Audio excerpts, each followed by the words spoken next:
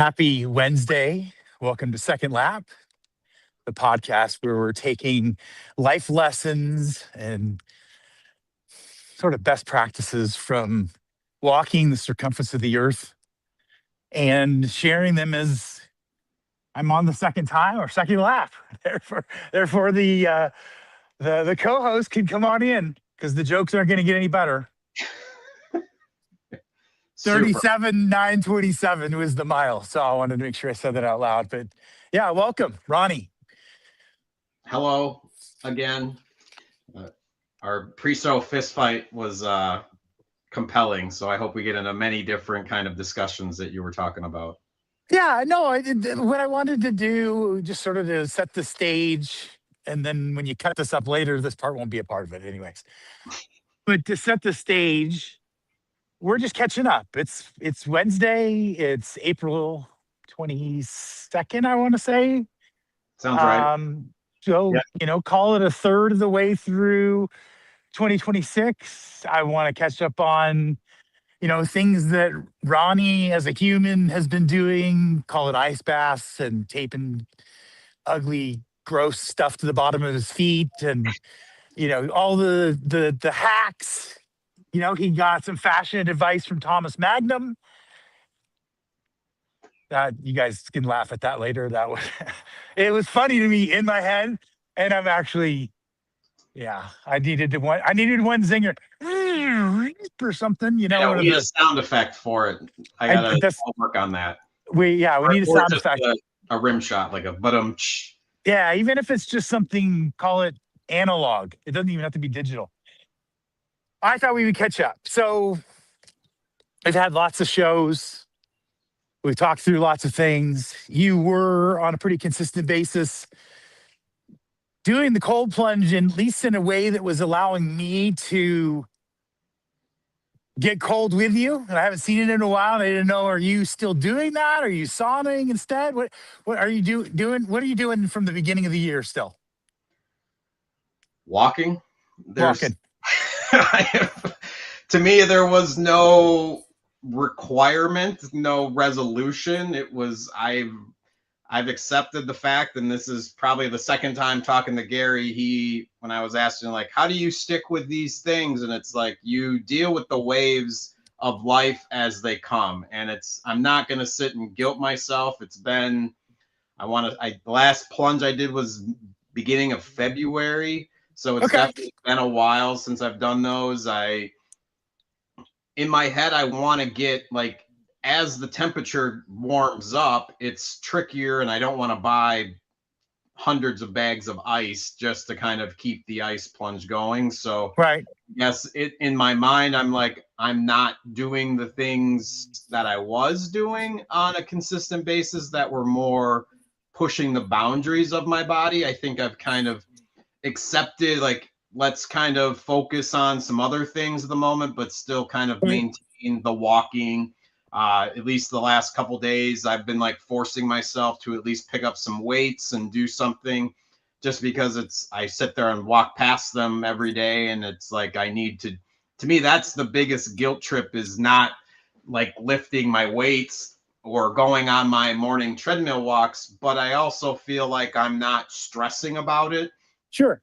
So I'm a lot calmer in that sense. But to me, the walks have been like a non-negotiable. Like, to me, it's after I drop him off from school, I go do like my 2.5, 3 mile walk. I've tried to do them on the weekends now, so at least it's every single day I'm going out. But lately, I think the thing for me has been a lot of yard work, has been my like workout stuff. I've got the little weed thingy that like pulls up the dandelions, and like our yard was in a mess after we bought it. So right.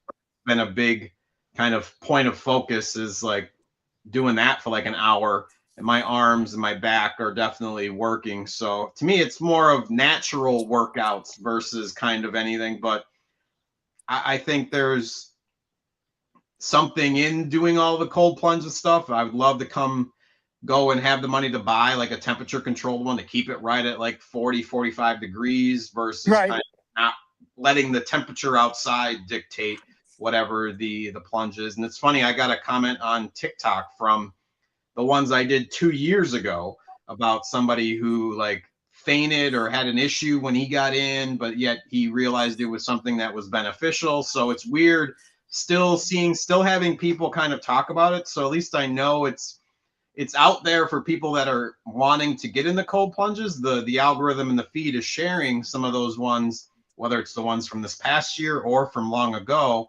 That's and they're great. getting engagement and people are commenting. So to me, it's helpful knowing that, to know that there's still some sort of impact on something that I did a while ago that people are still kind of seeing. That's great. I want to bring us to the back and say, hey, I didn't like rip a band-aid or hopefully give you any guilt on it. I was curious, just kind of where and what you were doing. I honestly don't want to ever get excited about a cold plunge. I've talked to so many people, and the algorithm is feeding me what I'm wanting to see, which is sauna 10 out of 10, cold plunge 3 out of 10. Like it's forcing me to believe that what I believe is true. And so I'm actually thinking about joining one of these sauna places so I can go get some saunas in. And Yeah. yeah, yeah. So I don't want you to feel, I was just curious. I've seen some people that have, even like a Tony Robbins, where it feels like they're doing it religiously. And I don't know, for those kind of people, is there a long-term, health benefit that those guys, I mean, the 3 out of 10s, what are they actually really seeing? Because for me, all I saw was, man, it like emotionally for me, I was like, Well, okay, you know, that's mental. As far as I think it's more, and it's not saying that you're weak minded. I think it's much more in the, your brain is so afraid of the cold because of what it might feel like. And that's right, honestly, that's the, every time you start the first time, I have the exact same like worry about what it's going to do to my body. But I think as you do it, you start noticing, and whether it's a mental thing of like, if this is, I think we've talked about this before, if this is the worst part of my day, great. Like everything else from here on is going to be better than the minute and a half that I spent in 30-degree water. right, And, but on the physical side, I have definitely noticed more aches and pains since I stopped. And so that's where I think it does kind of calm inflammation. Anytime that you have any kind of ailment, like when I re kind of popped my knee a little bit, iced it, right, and it got better. And so essentially the ice bath, it's icing your entire body. If you're tense and if you have the ability to get into a cold plunge, yes, you're going to have that tense and tightness, but as soon as you get out, your muscles are immediately going to relax. The blood flow is going to be better. So I right, definitely think there is a physical positive to it. But if you're mentally going into it thinking this is terrible, this is the worst thing, and you think it while you're in it, then yeah, it's going to be awful, and you're going to still have that tightness. Where to me, I think it's no different than taking a Tylenol. To me, it's an exact same parallel. It's going to have its benefits, but it also will have its negative impacts too. It's just a matter of what you mentally allow it to do. And so right, I think honestly, saunas are, it's hard. There's not really a negative that anybody is going to feel aside from, oh, that was hot and I sweated. Like there's not a negative output of going into the sauna. It's like you've dealt with 100 degrees or whatever it is when you go outside in Texas or right, Mexico or whatever it might be. So you're not you're not jumping in a cold river like Bear Grylls, like on a daily basis. That's just not a part of normal human life.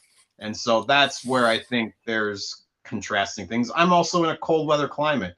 So I right. deal with cold weather a little bit better than somebody that's down in the south. Like that's, to you, 20 degrees sounds awful.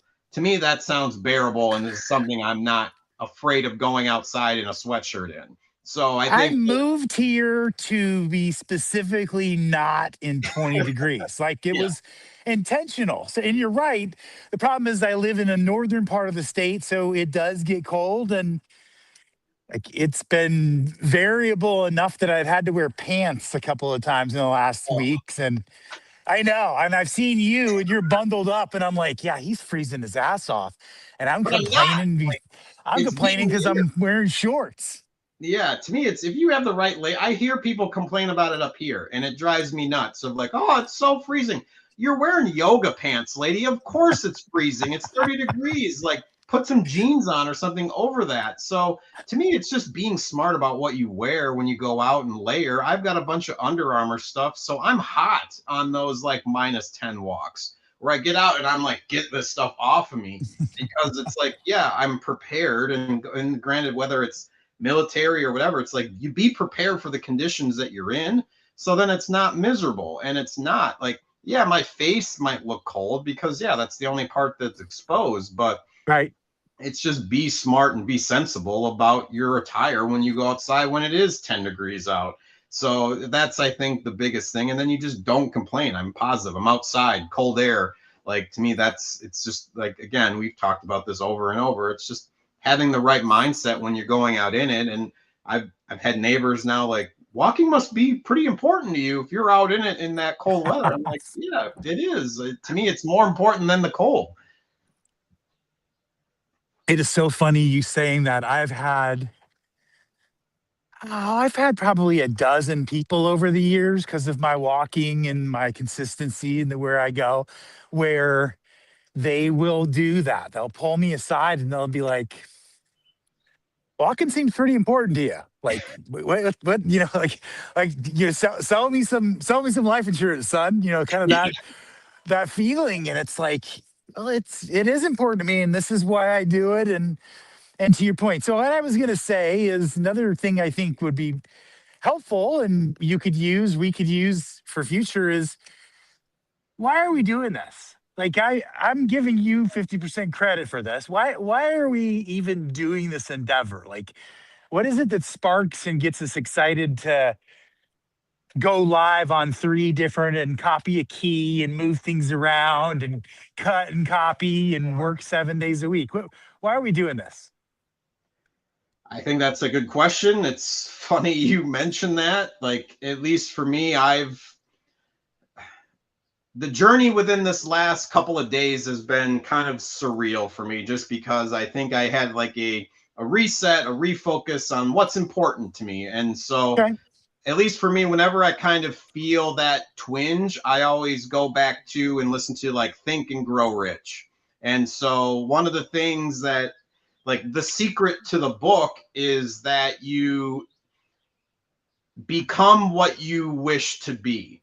And so for me, I think something that I've always internally have wanted to be, or I've told people because I want to walk and I want to be healthy and I want to live to 125. My end goal is to be a wildlife photographer who does podcasts, and like that's the way I bring in income, and I've had multiple business streams and stuff down the road. And so for me, I'm envisioning myself being that 115-year-old who is talking to a younger generation about the experiences and the things I think would help them health wise, life wise, whatever it might be. And I have to be that person now in order to be that future person. So it's no different, like you said, like walking is pretty important to me. Like, yeah, so is the 95-year-old version of myself is pretty important to me. I wanted to make sure that I'm active and mobile and be agile when I'm that age versus in a wheelchair, in a home, having somebody help me to go to the bathroom. I don't want that.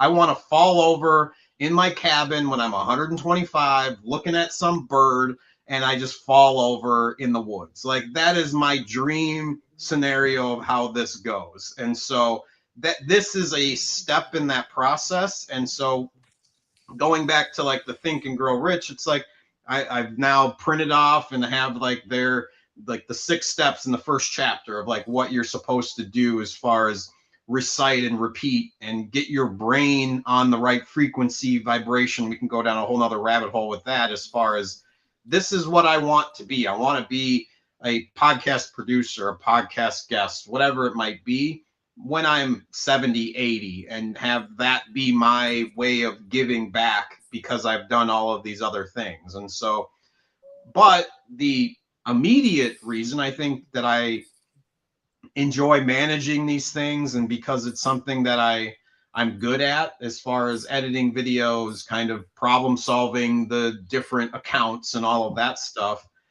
The Right. biggest give back to me has been watching other people on the Second Lap feed on Instagram or TikTok and seeing these people that are older than me changing their life and like just starting walking, starting working out, eating healthy. And it's like, why am I not doing that now? It's like, oh, I wish I was doing this at 23 versus 43. And so, but I'm not 63. So I think kind of setting myself up and kind of having that compounding effect of like these good habits, even if it's not cold plunges or doing different things, but it's making sure I'm eating healthy, trying to limit my meals to 2, and fixing my snacks in a way so that I'm not eating processed foods and trying to eat more fermented foods and stuff like that. So I Right. think it's having these building blocks that I'm learning that I'm, to me, the whatever I'm getting back has been so instrumental in how I'm seeing myself build a better version of myself as I continue to grow, that this is kind of the byproduct and the things that I want to do to help. And if I can do Right. this for more people, and it's like this is the why. I think for me I get excited about it just because it's I've my core is I want to help people. I want to educate them, not in a way that's like demeaning and talking down to people, but kind of joining in. Let's do this together. And that's kind of what I feel like we've done as far as just learning about these different things, implementing, questioning smart people and the people that you've talked to, like rewatching and doing the clips, because I'm editing the clips and going through, Right. and I feel like I'm getting more out of it than you, because you have one conversation with them where I'm like watching the podcast, editing the clips. So I'm getting like 2 or 3 times more out of this because I'm hearing these things more. So that to me, it's like, haha, I'm getting more out of it than you in my own way, but I know you're benefiting from this too. I appreciate all of that. I'm going to echo that. Mine is in 125. I don't ever want to have to be reliant on a nurse or my spouse or anybody to help me when it comes to things like going to the bathroom. When you said that, it just like struck a nerve. Like, no, that's like my own private place. And I just always want to go in there to be by myself. Yeah. So my goal is to, and my mission statement says I want to be surfing at 80, and it also says I don't want to be on an oxygen tank. So I'm addressing the positive and I'm shooing off the bad guys with it. And so yes, I'm walking by a fire training station, and so there's noise. I apologize. I feel that it is almost a duty to, and I use words like shepherd. I use, words like wisdom. I don't use these things lightly. I use them as, hey, I feel like we have, multiple bruises on our shins and scars in places and have experienced enough that we're sharing. I don't want to say it's like best practices, and I want to say we're, trying to validate your parents, because I don't know what your parents are telling you either. I don't know what their motivation is. Our motivation is to make sure that you sort of, I mean, just boil it down to like you have the information. They tell you you can take a horse to water, you can lead a horse to water, whatever the right saying is, but it's got to decide to drink. So we give access to people, we have conversations, and we discuss things that I think give people kind of a leg up or an opportunity to learn from some of the things that we've experienced. No, I think that's, at least as a parent, I, as I've told Jack many times, my goal in life is to hopefully eliminate as many of the issues or problems or the mistakes that I made so that he doesn't make them, but also realizing, because this is a whole new world, and like we were talking about with AI, there's so many new mistakes that he's going to make. And I Right. just have to make sure that he's set up to be able to handle those in a positive manner. And I think that's also part of what we were trying to kind of get across is, like we've talked about so many times, having the mental strength, mental toughness, like just being able to work through a problem and not get overwhelmed by it, but also know that you're not going to be perfect. Like Right. that's one of the things I think I posted today or yesterday was about understanding and being okay with being uncomfortable. There's too many people that sit in their comfort zone and they're just going to be like, well, this works for me, so this is all I'm going to do, versus like treading out onto a path that they don't know, whether it's entrepreneurship, a new relationship, whatever it might be. It's okay. And that's where you grow, when you're uncomfortable about your situation and you don't know what's going to happen and you might fail, and that's okay. It's getting yourself back up, learning from it, trying it again, or trying something slightly different. And I think that's something that a lot of our guests have brought to the table, whether it's running 200 miles or hiking a mountain or just starting a business, whatever it might be. I think there's so many different pieces that we can take from. It's like you have to go out on that ledge to kind of figure out who you really are. Yeah, I don't want to take lessons away per se. Like I'm okay if you get a couple of scratches. Like I'm okay if, life teaches you that the stove is hot. Like I want you to learn some of those without me, but I guess the purpose of this is I want the ones that could either maim you, you lose a digit or you possibly die. I mean, those kind of ones I would like to not have you learn that way. At the same time, oh God, there was an article and I can't remember who put it out, and I just read it, and I think Brian sent it to me. Guest Brian. Brian, shout out. I'm giving you a shout out. I do actually read what you send me.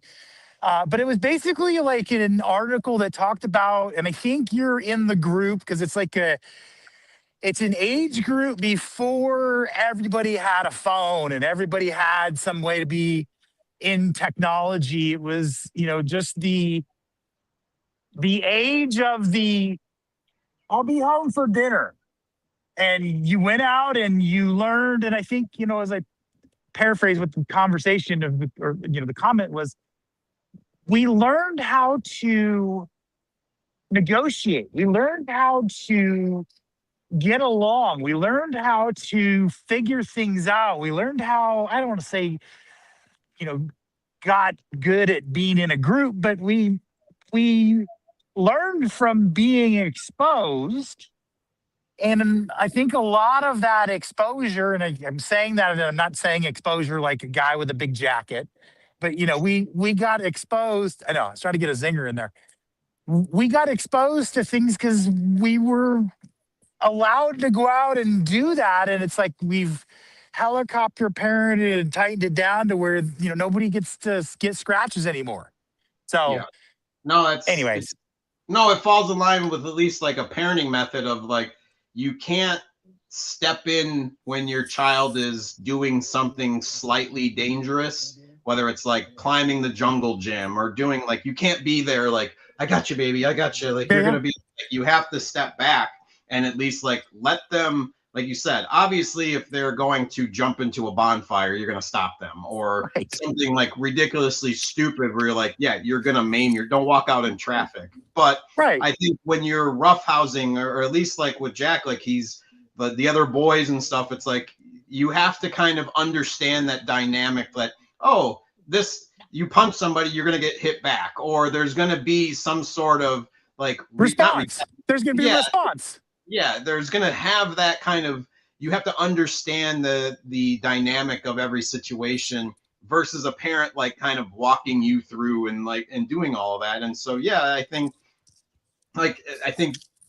people aren't growing up on the phone or worried about like somebody filming them dancing. Like, God forbid that if anybody saw what I did pre 2000, like was recording me, I probably wouldn't have been as kind of boisterous or whatever it might be because I was like worried that someone was going to film this. And I think that Right. as soon as that cell phone came out where people could record everything, everybody, it's funny watching the clips I see of like when people in high school not on their phones and you see like the 1997, like here's high school, what it was before anything. And yeah, it's been different. I think even then, and I've talked about it with Jack, like we're not going to have social media and chances are he's not going to have a phone. And to me, it's like, I keep telling him, you're going to be cooler because you don't have social, because not everybody's going to know what you're doing all the time. And so, yes, you have a hashtag and that's going to be it for now. Like if you're going to be the mysterious kid that everybody's curious about because you're not going to have all these things. And so Right. to me, it's like, he's like, yeah, okay, that makes sense. And it's like, he's buying it for now. We'll see how long it lasts. But as soon as all of his friends have all of that, but I think that's what I'm trying to instill is like, hey, be off the grid a little bit or off the net and not have this container around you that like you need to worry about. And we've talked about like the kids are so worried about what other people say from some other country or some other state. So they're going to get depressed. And it's like, I don't want that for you. Like, yeah, if you're mad about your buddy down the street because you guys had an issue, let's talk that out. But I don't want you to be worried about because you posted a picture that someone in California like said, oh, that's dumb and stupid. And then you're mad about it or upset. It's like, we're not having that. So I think that's kind of goes in hand with what you're saying as far as just, we didn't have that. Like there was nobody in some other place like ripping on us. Like that was It was in front of us that we had to deal with that was ripping on us. And we had to deal with that directly versus kind of, oh, they said this on my phone. We had to face deal with it. You know, you took your licks, as my grandpa would say. You know, you had to deal with the situation. You learned to negotiate. Like I found I used this one for years. I'm a lover, not a fighter. Like I would talk my way out of all of them because I'm like, nothing's gonna come from violence. Like I don't want to hurt you, and I know you don't want to hurt me. Really, just feel like it now. But we don't have that anymore. That was the point of the article Brian sent to me. Is like it's just not there, and it's interesting to see how are they going to gain this. No, so. And at least this is maybe it's a good segue for anything that you wanted to ask. I just saw something new because Jack is a part of Generation Alpha, and so and the one thing I saw and I was like, I can't believe there's already a new one, Generation Beta. Everything it starts 2025. If you were born in 2025 or later, now everything that child is going to have access to, AI will be implemented into it. And so it's not just the tech, but the fact that the children growing up now are everything that they touch, there's going to be some sort of aspect of AI included in it. And that's just what they're going to know. Like we had Encyclopedia Britannica. Like that was the knowledge base. It took up 4 shelves on. It took up 4 shelves on the bookshelf. Remember that? And every year you got an update. Grab the giant H book and go through and find whatever it was about. And now phones, computers, like everything, our freaking refrigerator has an AI on it. And so it's just it's crazy that those kids are going to know nothing but there's a all-knowing entity that can tell them whatever they want about anything and help them get through stuff that's available to them on everything. And so I have 2 grandsons that were born in the last 24 months, and I would almost put them as right on the edge. Like they're going to be like, do I identify with the other grandchildren or do I go with grandchild 11 and later and be with this group? It just it feels like B. Like I think I was right on the edge of one. I can't remember what. I'm in between X and millennial. I think I'm 82. And so it's right in between. I think I identified with Generation X just because it was stuff I was watching maybe when I was preteen and they were teenagers. Right. And then I'm like, well, whatever the defined year. I think it's like millennials is 80 or something. So I'm like, oh, I guess I'm technically a millennial. I did Okay. graduate in 2000, so that's kind of maybe very atypical of what a millennial would Okay. be. 18 in 2000. So that's where but yes, I think I was very old school. I talked about it in one post. I was 12 when I saw an email for the first time. Wow. I had a Tandy 1000 that there was no computer or internet to go and learn how to like get into this to understand it. So I'm sitting there mashing keys, and that's again, there's no easy button. I had to go and figure this out. How many .exes that I have to put in order to execute a certain prompt in order to get something, and so that's where I think there's this divergent of like we had to learn things the hard way versus hey Siri, what's this? And it just automatically tells me whatever I needed to know. I hope she doesn't talk all of a sudden. I was gonna say it's interesting. And I do remember life before email. I do back to why we're doing this. We've lived through not having email. We've lived through, what computers have meant to us to now to carrying, one that's more powerful than my first PC in my back pocket all the time. And, to hit on a couple of things you talk about, I mean, when we go and we walk the dog, I've talked about it with me. My bride is doing the same thing. We don't two time on the dog. We leave the dog with us and we leave the phones home. And I only say this that we go for, call it a 5.5 minute walk to just get her dinner meal moving. And Ronnie, I would say there's not a single night where one of us doesn't reach for the phone while we're walking the 4 minutes to try and get an answer to one of the things we're talking about in the conversation. Like we're immediately, I would tell you that I'm using the side button on my phone where I push it and it goes to Chat GPT and I ask it a question and then it goes and it gives me the long-winded answer like every day now. Like it's just the way it is. And I guess I say all that at the detriment that I missed the Britannica days. I miss having to go look it up. And we're so trained now to just do that, that I like that when I do a 5-minute walk and being reminded that I'm dependent on this stupid technology I'm talking about. Yeah, I think that's something I'm trying my best to focus a little harder.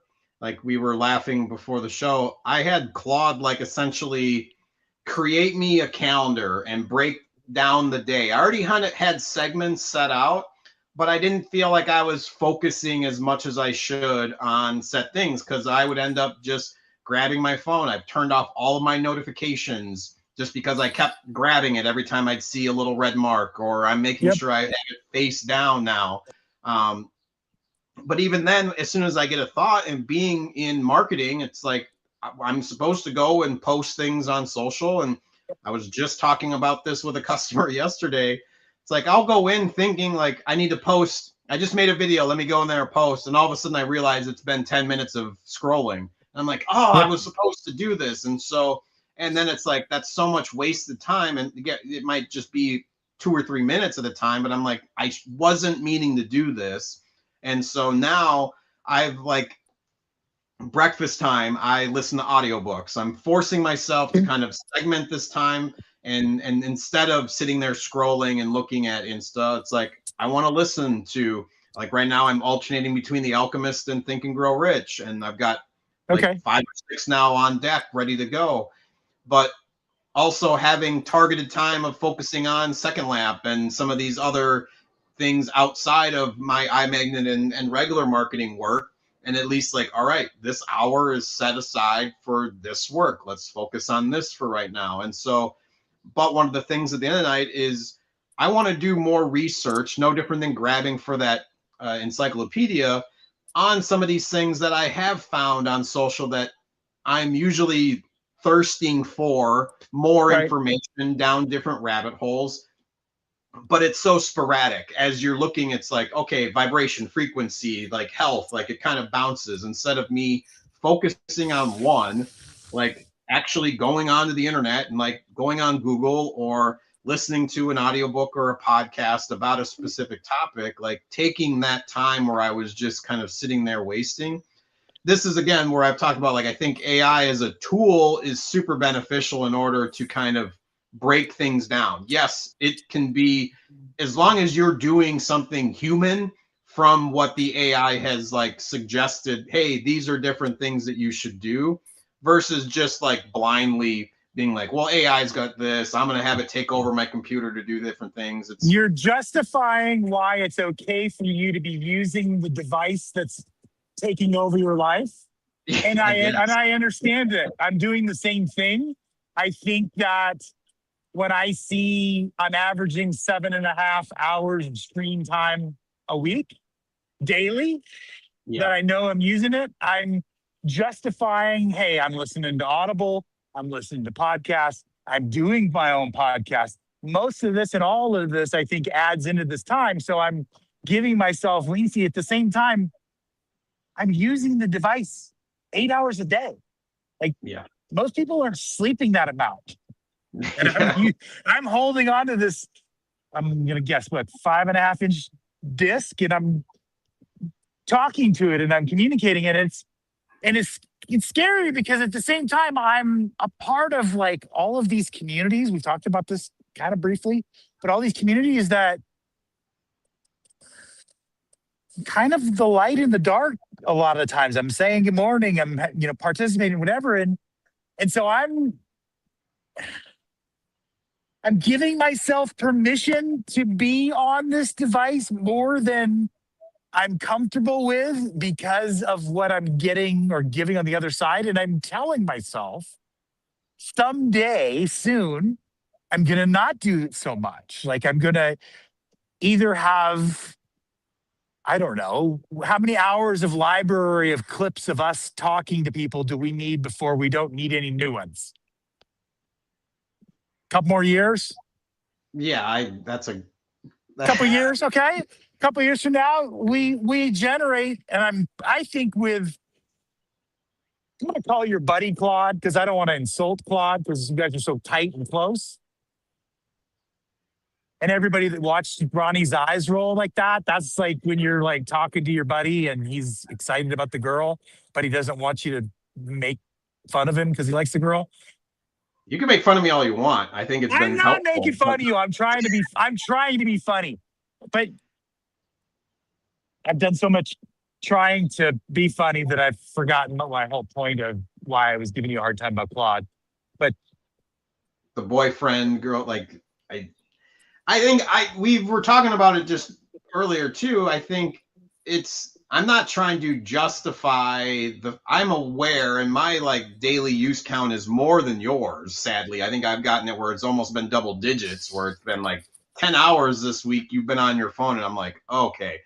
That, I think, when it's scrolling social media, yes, that is a problem. I think you're using your technology in order to have human connections. That's where I think it kind of X's itself out. Where, yes, if you're just sitting there consuming a like video thing, algorithm that's set up to make you an addict on it, and that's the thing too. It's like, I'm aware that the things that I'm doing they're trying to get me addicted. No different than, and granted, this might be a risque topic, like food is an addiction. Like our phones are an addiction. Coffee is an addiction. I think there's so many different pieces to that. And having the understanding, the awareness that I have this addiction. I think you guys, not saying it was something that you specifically talked about when you go into the farm, but being aware of it is the first step. I think with any kind of thing, it's like knowing, not sitting there blindly saying, oh, it's fine, like this is normal, this is what everybody does, but like looking at it and being like, it might not be a problem for my day-to-day life or how I'm talking with other people or my parenting or being a husband, but being aware that this is, like you said, at least we get these alerts and let us know, hey, you've been on your phone over 7 hours every day for the last week, like just something to think about, Right. and thinking, oh, that's nothing, but also having the like, well, I wasn't talking to anybody. I was only on TikTok and Instagram and X. Like, then it might be an issue that you should look at about cutting back a little bit. Or if it's like, I've been watching shows or whatever, it's to me, I'm editing videos, I'm having email conversations. So to me, like, there's other pieces to it. It's generating me an income versus like How I'm I'm gonna ask you a question. I hate to interrupt you, but I want to ask you a oh, question. What do you think you would classify like the jackass DM? Like, is that mindless scrolling, or does that fall into the category of three dudes making fun and joking about doofusy stuff that we see and we're sharing it and we're putting little commentary? I put it as I'm communicating with the two of you. Like, I feel like we're having a conversation as opposed to I'm just doom scrolling, but yet I'm getting the material that I'm sharing with you through the act of scrolling. You know what I'm saying? So it's like you're blending both sides again. yeah, I think it's a really good question. I think having that thought process is a part of all of this. Because yeah, it's like, and how many of those conversations are you having on a daily basis? I think we can still accomplish some of those because I probably say six chat groups that I'm daily posting in or communicating with or reading their stuff, whether it's basketball stuff to my one buddy or Right. kind of conspiracy theories with another friend or kind of the jackassery stuff that you talked about with us. And I've got probably like Right. two or three of those where, and I think one, it's how it, yes, I think searching for those, I think part of our thought process of doing the scrolling is I want to find something for my brother-in-law that's funny, or for my buddy Zach that's funny, or for you guys that I find entertaining, or basketball clips for Bobby. And so I think limiting the amount of time that I'm just scrolling versus kind of that communication like we've talked about before of whether Right. it's bonding or connecting, whatever you want to call it, with those friends. And it's funny, my other buddy was like, how often are you and Zach texting? I'm like, it's about 10 memes a day that we're sending back and forth. And it's like, that's all, we're not talking, I think, but we're You're talking. communicating though. Yeah, I'm giving him humor. I'm hoping to lighten Yeah. his day in a way with some of these. And so that's where, to me, there it does blend that kind of what it's an amoeba-ish kind of like communication style. But to me, it's not something where I'm like gonna justify being on 9 hours on my phone on Instagram or TikTok just because I spent and sent out 10 things to my friend that maybe all encompassed, even if they watched the full 3 minutes, was all of 35 minutes of content that I shared that day to justify the other 7.5 hours. That's where it's like, I think you have to have that balance and segment like, okay, there's an hour in the morning, my bathroom breaks, and maybe an hour and a half at night. And all of that combined is like 3 hours of scrolling and sharing, because how much does it take to hit that little airplane button and send it to people? It takes all of 2 seconds to send something you found funny, but yet we're still scrolling and looking for more. But to me, that's, I think, the ongoing question that we're all going to have is like, what's okay as far as the time spent on our phones on those social applications. But again, this is something I don't want do you want your kids wasting time when they could be out running around outside? Or to me, that's where it's like, what would you want someone else that you care about? Do you want them doing the same amount of searching and stuff? Yes, it might be something sent to you, but if it's somebody that you truly care about, you want them experiencing the world and learning from it versus Right. just scrolling. And so that's hard to justify sometimes when it's like, well, this is funny, like it entertained me, it educated me, it made me think about something, or well, Right. this is a topic to talk about with the wife. But it's like, yeah, that's good, but is it something that you're actually doing in the real world? The stuff for the wife is usually recipes, and we do eat them, as long as we both like them. So I guess I'm giving you more justification. I can I don't find eat a it. lot of. No, I know you don't, and I guess I'm saying it for our audience. There is a lot of positive that can come from communication. I think we do communicate through memes. I think, sending, and when I receive those, especially from call it, maybe it's one of my children that I've never not been real connected to for a while, and all of a sudden I get a group of, these videos or things to watch. I feel like, oh, they were thinking about me. Like it does a positive thing for me. So I'm never going to justify the fact that 8 hours or 1/3 of the day I was holding and looking at my hand. I've seen the art where they've taken, they pull the phone out and they have all the people just looking at their hands these days. And I'm using that as a way to try and not do it. So, lesson children, young adults, old adults, people that want to have good relationships, leave your device upside down, as Ronnie said, so you can't see the alerts, and walk away from it from time to time. Nobody needs to get in touch with you so badly that you can't be away for an hour. Literally, we did it as children and as young adults for hours on the. I mean, I would go to the ski resort at 8 in the morning and I'd come in home at 8 at night, and I wouldn't have a communication with a single person except for the guy next to me skiing all flipping day. Do you Yeah. remember that? Like, Yeah. so you No, I don't need your phone for an hour. That's what I guess my point is. no, I to me, and granted, this it's I don't know, it's hypocritical of me to say because you're doing it, but I sit there on my walks in the morning. It's at least today I like recorded the video. Usually I'm like, I'll record the video, put it back in my pocket. I don't want to try to do it.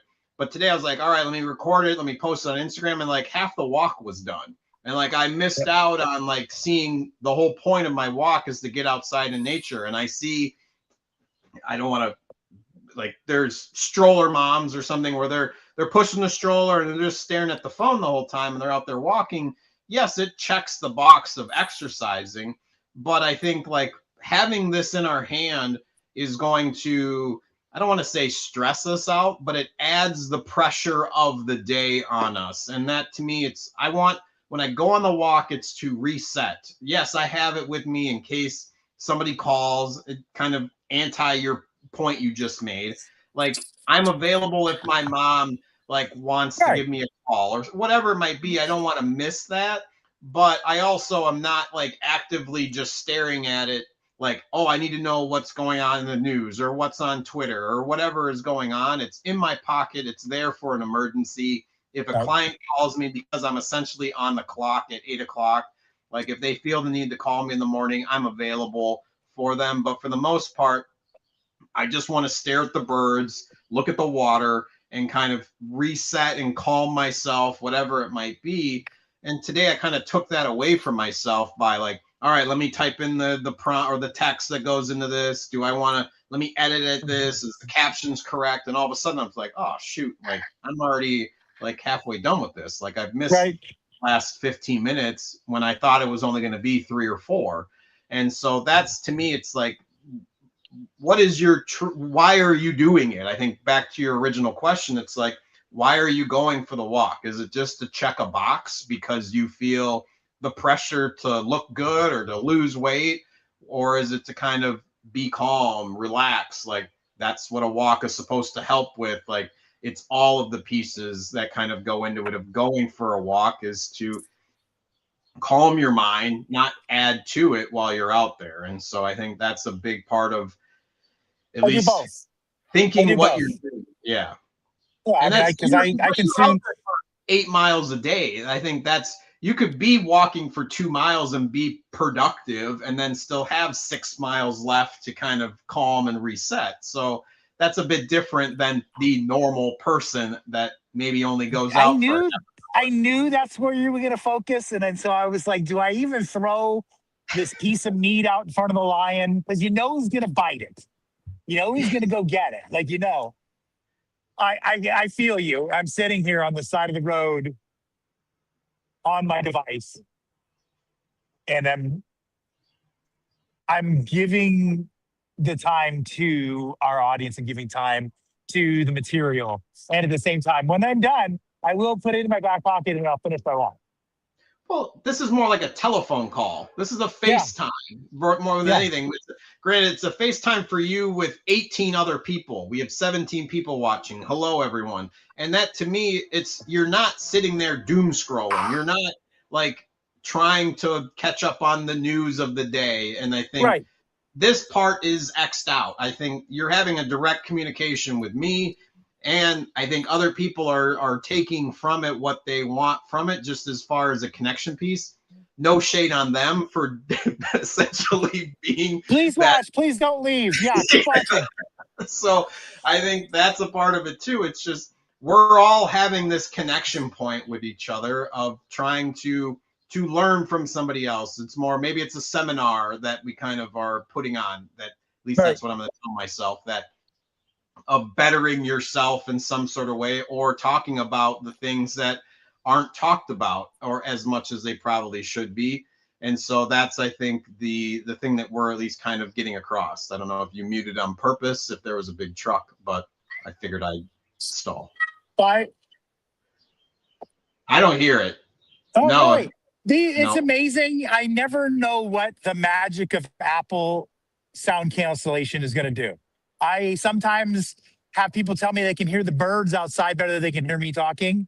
And then I have a fire truck go by and you can't hear it. Here's the worst one. When I'm talking to my 2-year-old grandson, he can hear me if I'm talking. But if I go, did you hear that? I caught the beginning of it, but then it went away. Yeah, I made the sound of a pig. Like if I make animal sounds with my grandson, he can't hear them because the noise cancellation thinks it's something other than me. It's so weird. I don't know why I just felt like I had to share that with you. Yes, I think we are taking people to school. I think there's a lot of positive things that us doing this brings. And I'm going to bring us in for landing because I think I'm at the right spot where I usually lose you with the coverage. Thank you for watching. Those, if the 17 people are here, I really do appreciate you watching. If you have questions, we're always open to try and answer. I know sometimes we flash things up on the screen, but we're happy to answer any question you might have, and we're excited to be live in the middle of the metaverse. Yeah, the simulation. For the topic for next time, the simulation. Sure. And what does it mean? Oh, I've got plenty of rabbit holes that we can jump down, that who knows if we'll have people listen or not. It'll be good for us to talk about. No, I appreciate you. Happy Wednesday. Enjoy the rest of your day. All those watching, thanks for tuning in. Thank you. See you guys next time. Check the clips.